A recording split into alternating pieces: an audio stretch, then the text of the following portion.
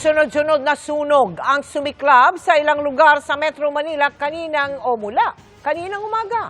Unahin natin ang insidente sa Nia Road sa Quezon City na hinala ng mga residente ay sinadya pero itinanggi ng City Hall.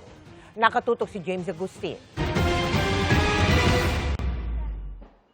Malaking apoy ang bumulabog sa mga residente ng Nia Road sa Barangay Piñahan, Quezon City mag-alauna ng madaling araw kanina. Mabilis ang pagkalat ng apoy dahil dikit-dikit ang bahay na gawa sa light materials. Itinaas ng Bureau of Fire Protection sa ikatlong alarma ang sunog. Nasa 25 fire truck ang rumisponde.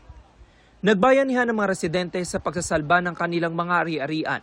Ang ibang bumbero gumamit ng hagdan at pumesto sa mga bubong para malapit ang mga pagbuga ng tubig. Halos 30 minuto na po nakakalipas ng sumiklab yung sunog dito sa residential area pero patuloy pa rin po itong inaapula ng mga bombero. Gumapang na rin po kasi yung apoy sa loob ng mga eskinita. Bumalik ang takot sa mga residente, lalo't nasunugan ng lugar nitong March 6 kung saan mahigit 2,300 pamilyang naapektuhan. Si Rosie bukod sa bahay natupok din ang sari-sari store. Paglabas ko ng tindahan, ang laki na ng apoy. Ang senior citizen na si Luz Biminda, iilang gamit ang naisalba. Hindi na kami makapasok nga. Takbo na lang ng mga bata, yung ito nga, saka yung mga damit. Kinuha ko na lang yung urn ng kapatid ko, tapos lumabas na kami, tsaka nilabas ko yung father ko, dalawa lang kami dyan. Napula ang sunog matapos sa mahigit 1 oras. Ayon sa BFP, tinatayang nasa 15 bahay ang natupo.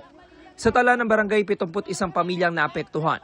Inimbestigahan din ang sanhi ng apoy. Sa initial investigation po ng ating mga investigador, galing po sa isang partially damaged na bahay yung nasunog noong nakaraan, pero walang nakatira, bakante.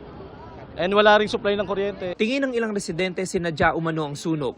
Kamakailan binigyan raw sila ng hanggang May 30 ng local government para umalis dahil tatayuan ng vertical housing ang lugar. Papavolunteer na nga sana kami itong may usapan na kami diyan sa City Hall. Nagulat na lang kami, biglang nasunog. Pumayag na kami nung meeting namin na aalis kami. Tapos kailangan pa ganyanin kami. Hindi naman sang-ayon ng mga taga-barangay sa hinala ng mga residente. Wala naman nananay dyan. Hindi pa namin alam kung ano talaga yung pangyayari. Ongoing investigation pa po tayo. Alamin po natin yung kung ano po yung katotohanan sa na sinasabi na ganyan, na sinadya. Sa isang payag, sinabi ng QCLGU na ikinalulungkot nito ang nangyaring sunog. Wala raw batayan ng aligasyon na sinadya ang sunog, lalo't lumalabas sa paunang investigasyon ng BFP na pagsusunog ng tanso sa abandonadong bahay ang sanhi ng apoy. Bago pa raw mangyari ang sunog, nakipagpulong na ang LGU sa mga pamilya at ipinaalam sa kanila mga tulong sa pagiging benepisyaryo ng pabahay sa NIA. James Agustin, Nakatutok, 24 Oras.